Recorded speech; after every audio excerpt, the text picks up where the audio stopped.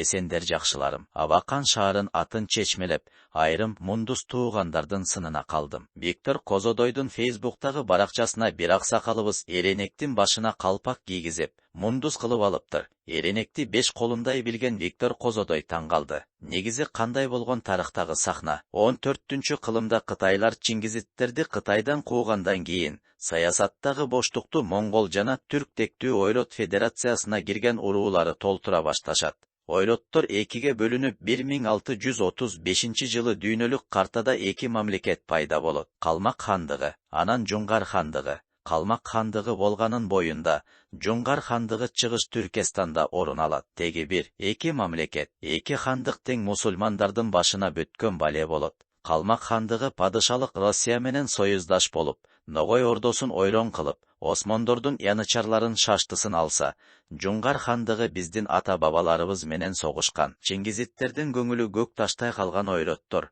Чингизиттерди тактыга жолотпойт.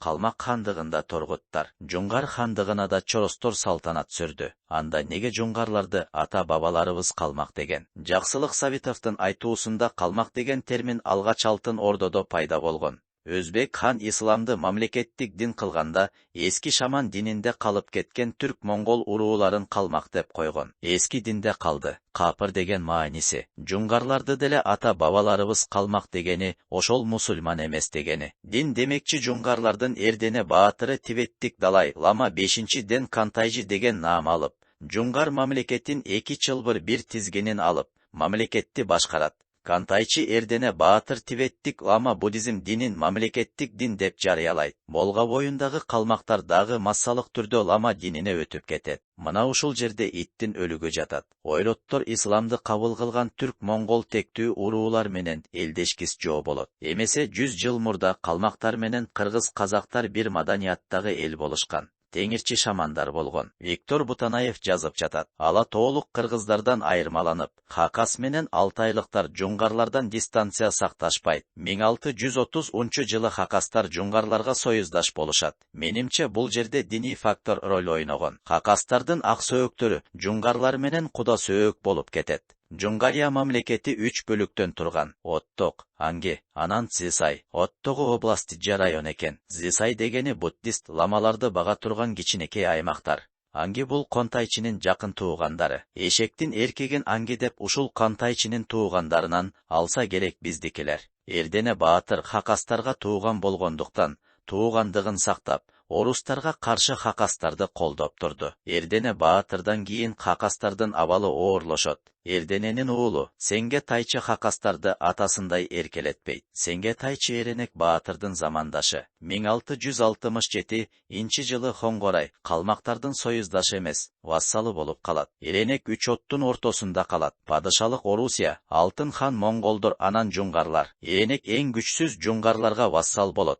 Анткени көптөн бери куда сөөк болуп калган. Анан эң күчсүзү жуңгарлар эле. Саясий көз карандысыздыкты көбүрөөк алат. Эренек жуңгарлар менен бирдикте орустарга айбат кылып, монголдорго каршы турат. 1687-жылы Алтайдын Төлөс көлүнүн жанында жуңгар Хакас кошуну монголдордун буктурмасына кабылып, 4 күн согушат. Согушта Эренек баатырларча уулу менен кошо каза болот. Анан эң кызыгы Виктор Бутанаев жазып жатат. Севанрабдан Кантайчы 1703-жылы Кытайдан коркунуч деген негизде Хакастарды, Алтайларды, Туалыктарды Жуңгариянын борборуна көчүрүп кетет экен. Айрым булактарда Хакастардын көчүрүүгө падышалык Россиядагы жуңгарлардын суранган дешет. Бул Эренек өлгөндөн кийин, балким Эренек тирүү болгондо мындай кайгы Хакастарга келбейт беле. Эренектен кийин жуңгарлардын мамилеси Хакастарга аябай таталдашып кеткенин байкап турабыз. Албан төлөп калат жуңгарларга. 1707-жылга чейин көпчүлүк Хакастар кайра Хоңгорайга качып кетишет экен. Жуңгарлардын уруксатысыз. Калган Хакастар Жуңгарияда ойлоттор менен камыр жумур болуп, ассимиляциялашат. Жуңгардын кылычын чабат. Анан дагы кызыгы ошол эле 18-кылымдын башында айрым теңир тоолук кыргыздарды Алтайга көчүргөн экен. Мен эми угуп жатам бул маалыматты Виктор Бутанаевтен. Жуңгарлар орустар менен алышып, намыс ала албашын билип, бар күчүн биз жакка салышат.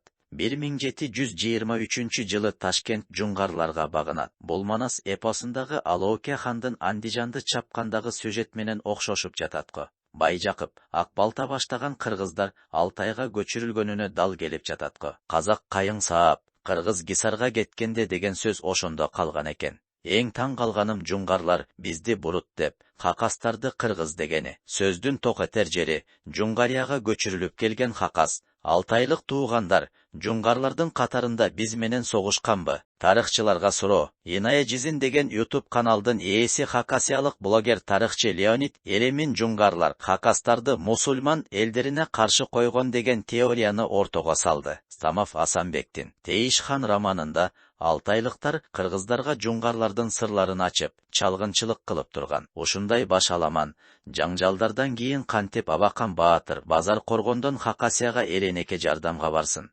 Ансыз деле бул жерде бизди Эренектин союздашы болгон жуңгарлар талап жүдөтүп атса, анан дагы Эренектин ар бир кыймыл-аракети орустардын архивинде жазылып турат. Эренекти кантип мундуз дей алабыз? Хакастар дагы тектүү эл. Мундуз болсо, жашырбай эле айтышмак. Албетте, биздин тарыхыбыз санжыра, уламыш, мифтер менен сулууланып турат. Бирок, ошол ооз эки чыгармалар тарыхтын форматына туура келеби? Тарых менен дал келген санжыра уламыштар бар, келбегени дагы бар. Атилла кыргыздын мундуз уруусунан деп айтсак уят болбойбуз. Анткени мундуздун уулу Атилла деп турат Википедияда. Аман болгула туугандарым.